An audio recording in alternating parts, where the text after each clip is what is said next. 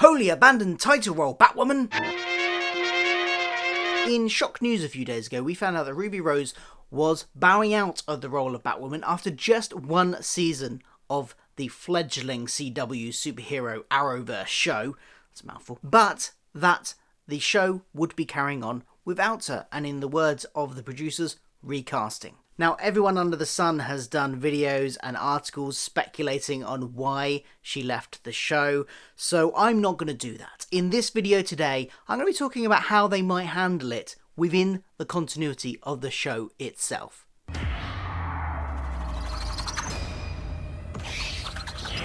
Hi, I'm Phil, welcome to my channel where I talk about all the geeky pop culture that I like to consume, including things like Doctor Who, Star Trek, and superheroes. So if you like that sort of stuff, then please do hit that subscribe button below. As I said, this video is going to be talking about the way they might incorporate this change into the show itself. But first of all, bit of background. In case you have been living under a rock the last few days, you may not have heard what's going on. It was announced a couple of days ago from when I'm recording this that Ruby Rose is stepping down from the role of Batwoman. It was a joint statement released, a statement from Ruby and a statement from the producers within it, and seemed pretty amicable. They both wished each other well on their future journeys, but we don't know why she decided to leave. And like I said in the intro, there are lots of speculation videos out there. There's articles claiming to have inside sources. There's obviously people referencing the fact that she nearly broke her back earlier on in the season while recording. And frankly, if you do that, it might make you rethink why you'd want to be in a show that almost killed you or almost paralyzed you. I don't know. I'm not going to get into the speculation of why she left or how amicable it was or any of that stuff. None of that really matters to the purpose of this video.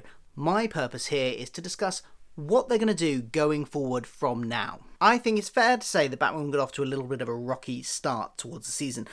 Personally, and I was going to talk about this in an upcoming video I was planning where I ranked all the ARROWVERSE shows, but, you know, just to give my own thoughts on the series very quickly first, I find it a very mixed series. I think it started off, the first episode was quite bad, I would say, but scattered in there's been some really good stuff and some more bad stuff. On the whole, I think the main story arc running through the first season of Alice, her long-lost sister, being the main villain, and that kind of dynamic they've had, and that arc has actually been really strong.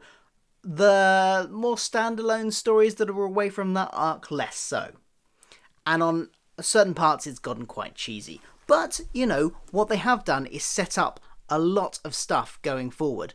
And I think they're going to want to still play on that. And I think that feeds into what they might do next. But let's talk about the three ways that they might carry on this show. So the first option is, of course, we are involved in a universe here that has a multiverse. And yes, I know, people on The Flash and Supergirl keep on talking about how the multiverse doesn't exist anymore, but we saw at the end of Crisis on Infinite Earths that it does still indeed exist. At the very end of Crisis on Infinite Earths, after the several of the worlds we know had merged into one, Earth Prime, we saw flashes of the other Earths that now exist. The new ARROWVERSE multiverse, or the DC multiverse, it's just every DC property is still part of this multiverse.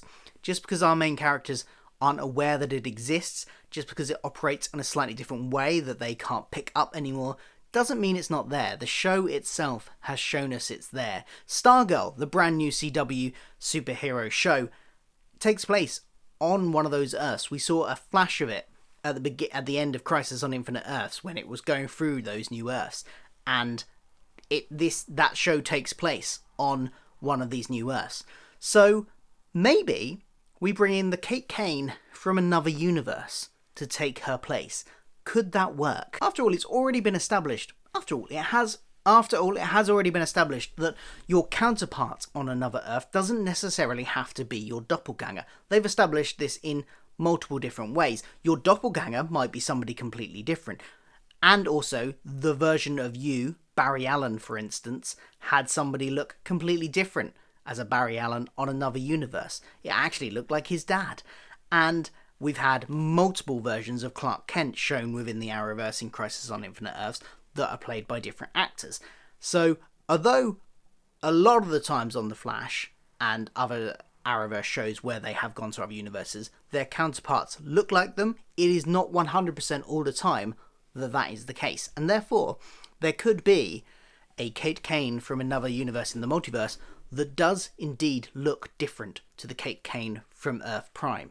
So maybe they could involve that in it. They have already grappled in Batwoman in the first series, in the first season, with multiverse doppelgangers and that sort of thing, when there was another version of Kate's sister, Beth, who turns into Alice in Earth Prime universe. They had a non-serial killer version of her come in just after Crisis from another universe. So maybe they'll go down that route. That's option 1. Option 2 is an option I like to call Face Off, named after, of course, the John Travolta movie, which does not get enough credit.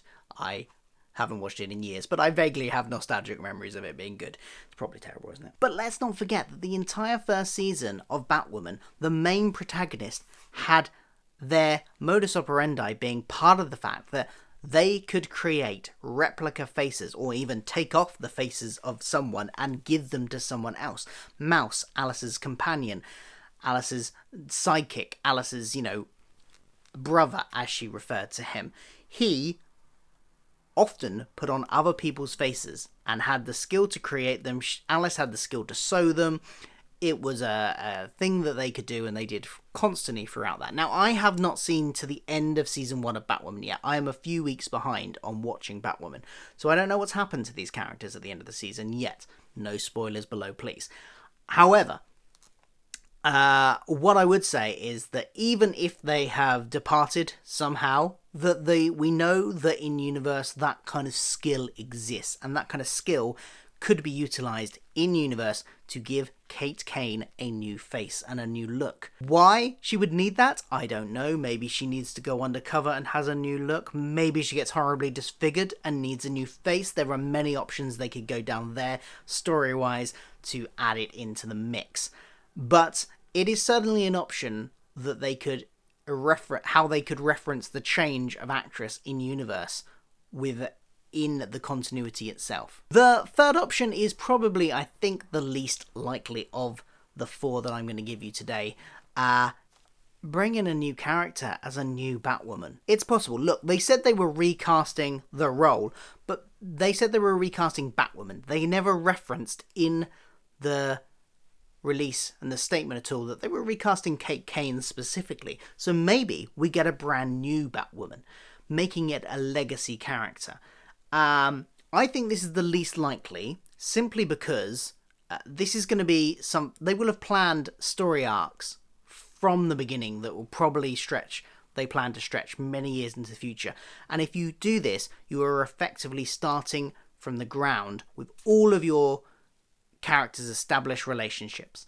You've got Alice and Kate as, this weird sisterly sibling rivalry that they've got, one being a serial killer, one being the hero. That's interesting, and it would be a shame to throw that all away. That is, in fact, the best bit of the series. I really hope Alice stays on in the second season, because, frankly, she's the best bit of the show. And to lose that, and even if you kept Alice on but had it as not Kate as Batwoman, the dynamic wouldn't be the same, and I'm not sure that would really work particularly well. So I don't think they'll go down this route, but it's a possibility they might do. I mean, there have been other Batwomen in Batman lore over the years. The first one, I think, was in the 1940s. Kathy Kane, which, you might think that's a relative of Kate Kane. Maybe they bring her in. Obviously, she was, in the comics, a predecessor to Kate being the role many, many decades before, and frankly isn't that much of an interesting character. Also, there's the fact that Kathy Kane isn't LGBT, and they have quite specifically said in the statement that they will be casting an LGBT actress to fill the role, probably hinting that they are going for recasting someone as Kate rather than a new character.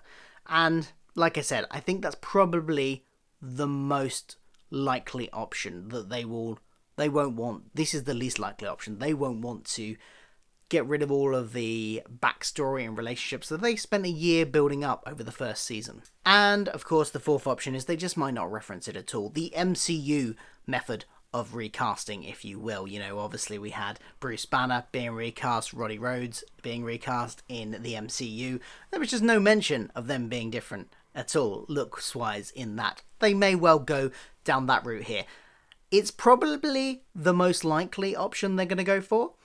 I kind of hope, though, that they do something where they reference the change. Given that they've got a setup where, you know, there is a multiverse, there is this face-changing thing that they've had in Season 1, it would be a shame not to utilise that in order to have it, to have the same person come in, be the same character, a new person come in and be the same character here. If they do go for this approach, they'll be really hoping that whatever actress they bring in wows the audience so much that they, you know, 2 seasons down the line have just completely forgotten about Ruby Rose ever being the character, and that character now embodies that actress now embodies that character for the audience completely. You know, it depends on the actress. I don't know who I haven't done much in the way of looking at who could take this role, who has been talked about for this role. I know there was somebody from Brooklyn Nine-Nine, I believe, on Twitter that was kind of starting a campaign for it by cheekily tweeting something, and there was something about a casting tape from, this may be the same actress, casting tape from the first round of auditions from when they were originally casting the show that got leaked, and somebody was got a lot of fan buzz around playing the character.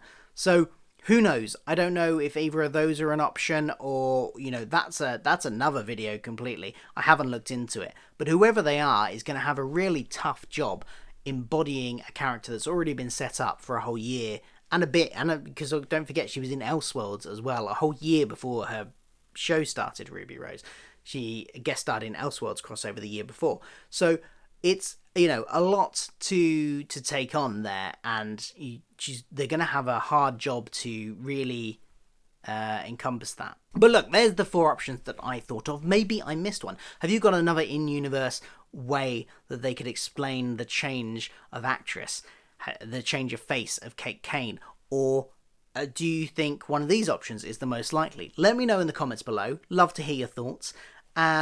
And, you know, we'll see what happens with Season 2. There's a lot of Arrowverse stuff around now, because we've got a new show starting, Lois and Clark, I believe, is... no, that was the 90s one. Sorry, Superman and Lois Lane is starting in January, I believe. You've obviously got Stargirl, which is kind of part of the multiverse, at least. There's just so much Arrowverse now, and possibly this is another video I'll do at some point talking about just how much there is and how manageable it is to watch it all, because I'm finding it really difficult to keep up with it all, and if it gets too much bigger, I'm just going to have to start dropping shows. At the moment, I'm still watching the shows which I'm not that fussed on, like that I haven't been that enthused about, like Batwoman, which has had, like I say, quite high ups and downs. You know, it's, you know, got great, some bits of it are great, some bits of it are really not.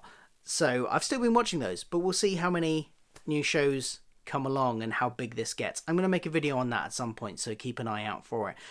Yeah, let me know what you think in the comments below. I'll be back for more Arrowverse stuff soon, as well as all the usual Doctor Who and Star Trek content. So if you like any of that, please do like, share, subscribe, all that jazz, and I'll see you soon.